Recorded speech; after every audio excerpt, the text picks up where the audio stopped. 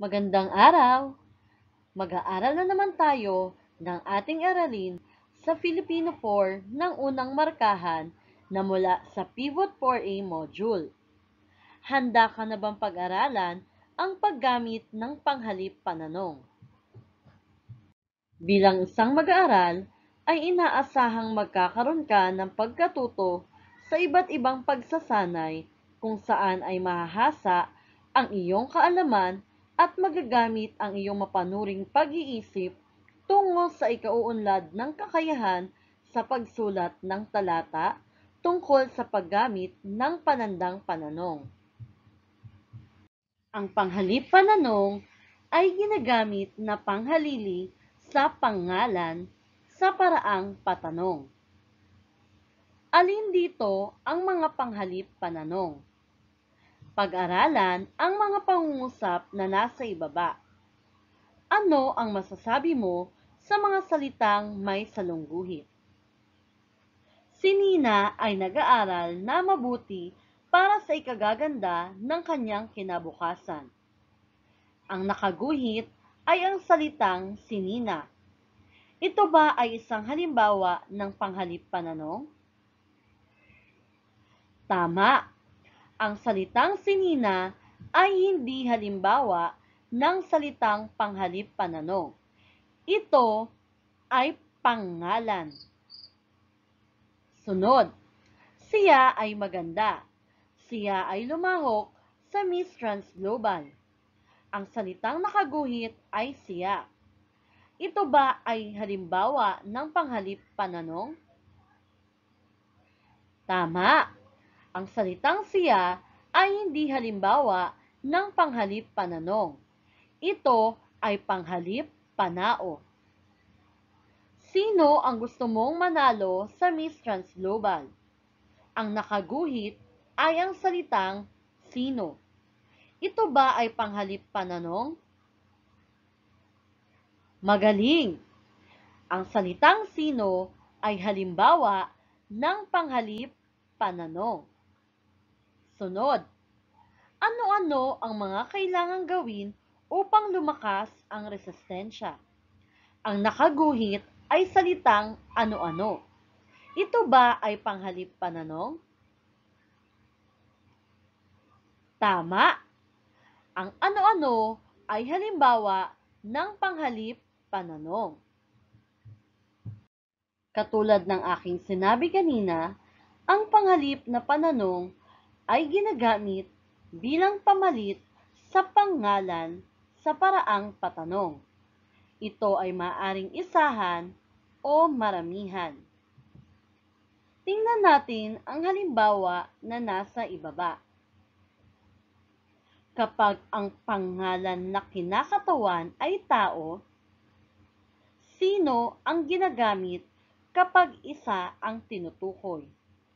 Pero kapag dalawa o higit pa ang ginagamit na panghalip pananong ay sino-sino. Kapag ang kinakatawan naman ay bagay, ang ginagamit na panghalip pananong ay ano. Kapag maramihan, ang ginagamit ay ano-ano. Kung ang pangalan naman na tinutukoy ay bagay na pipiliin, alin ang ginagamit kapag isa ang tinutukoy? Alin-alin naman kapag maramihan? Kapag ang kinakatawan naman o ang tinutukoy na pangalan ay taong may-ari, ang panghalip na pananong na ginagamit ay kanino o kaya naman ay nino. Kapag maramihan, bilang pamalit sa taong may-ari, ang ginagamit na panghalip pananong ay kani-kanino o kaya naman ay nino-nino. Kung ang kinakatawan ay pangalan na tumutukoy sa bilang, kapag isahan, ang ginagamit na panghalip pananong ay ilan. Kapag maramihan naman, ang ginagamit na panghalip pananong ay ilan-ilan. kung ang tinutukoy na pangalan ay kumakatawan sa sukat o dami, gaano ang ginagamit kapag isahan. Kapag dalawa o higit pa ang ginagamit na panghalip pananong ay gaano. At kapag ang kinakatawan naman ay tumutukoy sa halaga ng pangalan, ang ginagamit na panghalip pananong para sa iisa lamang ay magkano.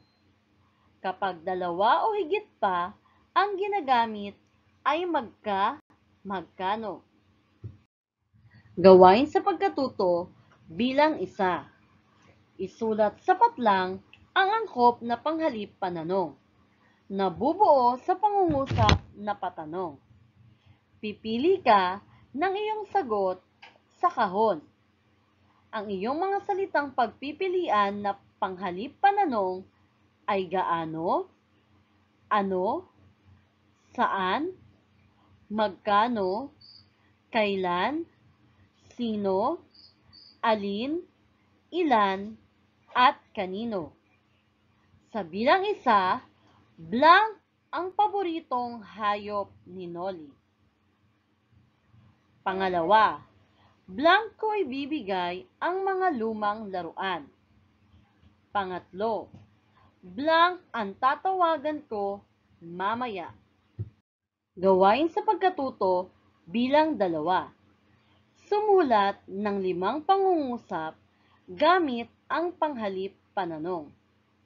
So dito, gagawa ka ng 5 pangungusap na ginagamitan ng mga panghalip pananong.